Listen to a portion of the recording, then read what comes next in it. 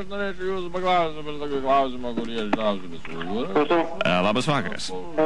Arūnas Vitkus paskambino iš Baltic tyrimo agentūros. Norėčiau sutrukdyti keliais klausimais ir kelias minutės užduoti tiesiog, elementarius klausimus jums. Jeigu neilgai. Neilgai, tikrai. Ar Kaunas turi ateitį, sakykite, taip, ačiū jums labai, dabar sakykite... Iš kokio miesto jūs esate? Iš Vilniaus. Labai malonu. Ar jūs esate vedęs? Esate vedęs, ar ne? Dabar norėtume mes jūsų paklausti, ką jūs manote apie šiukšlių išvežimą. Ar laikas, kurį, tarkim, yra paskyrusi savivaldybė, jūs tenkina?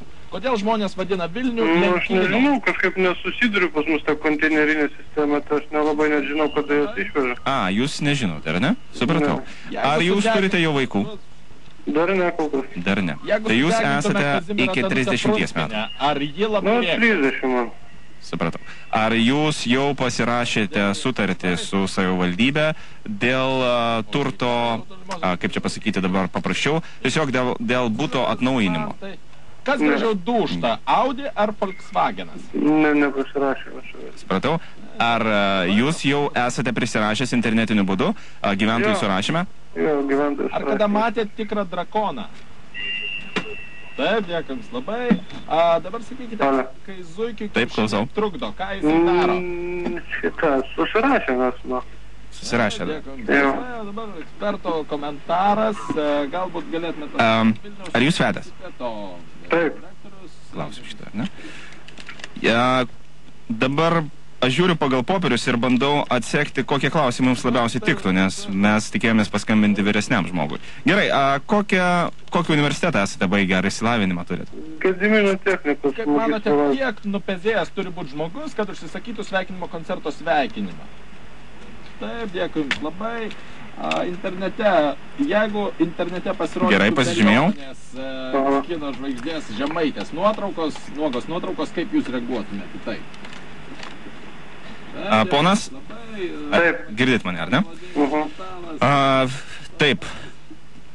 Dėkui jums labai ir dabar sakykite. Tai kad kažkaip labai lėtai tas klausimus galvojat. Marijoną Mikutavičių, kokia jūsų nuomonė? Ar girditės mane? Jo, girdžiu. Labai atrodo, kad ryšys striginėja, aš klausiu tą klausimą ir niekaip negaliu užklausti. Ar jūs nenorit atsakinėti klausimus? Tai kad aš negirdėjau jokio klausimo. Jūs negirdėjot jokio klausimo? Matote, kolega, galbūt jisai dar galėjo susidvejinti. Kažką ten fone girdžiu kažkokią tai tenai dar vieną. Nuo kurios kūno dalies plaukus rauti yra skaudžiausia, jūsų nuomonė? Taip, dėkui jums labai. Gal tik to, gal mes čia nesusišnekėsim su jumis. Ar turite neveikiančios buitinės technikos? Nes kažkaip negirdžiu iš jūsų. Jūs manęs negirdėt? Jo, kažkaip labai ilgai jūs... Tai aš jūsų negirdžiu. Tai gal tada ir netęsim šito pokalbio, nes kažkaip nesusikalbame. Ne, man tai yra labai svarbu. Tai yra labai svarbu. Tai yra pilietinė pareiga. Ir kodėl jūs dabar ignoruojate? Niekas jūsų neignoruoja, paprasčiausia, tai jūs nutylote, aš nutylam, tai nesigauna pokalbio pas mus. Jeigu Baltarusiją atiduotumėm Kinijai, kaip manote, per kiek laiko jie prigimdytų vaikų iki 5 milijardų? Alio, ar girdit mane? Taip, girdžiu, bet jūs nieko nešnekat, Kaip manote, kiek žalos padarytų gaisras internete? Gal tiek to, dėdurė gali. Dėkui jums. Dabar atsakykite. Ar tikrai? Neišlaikė. Nida, dala.